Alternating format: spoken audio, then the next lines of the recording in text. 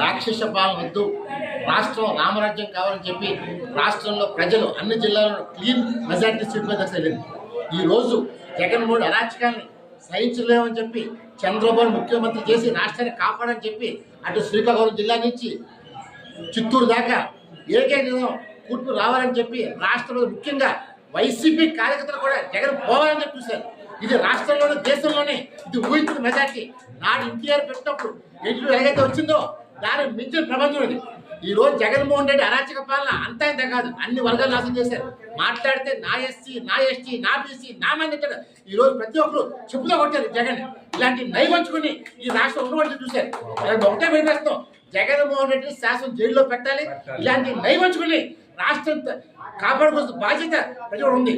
ఒకటే కోరుతాను, చంద్రబాబు నాయుడు ముఖ్యమంత్రి అవగానే ఇలా నైవంచుకొని ఈ రాష్ట్రం పారిపోకుండా తీసుకెళ్లి జైల్లో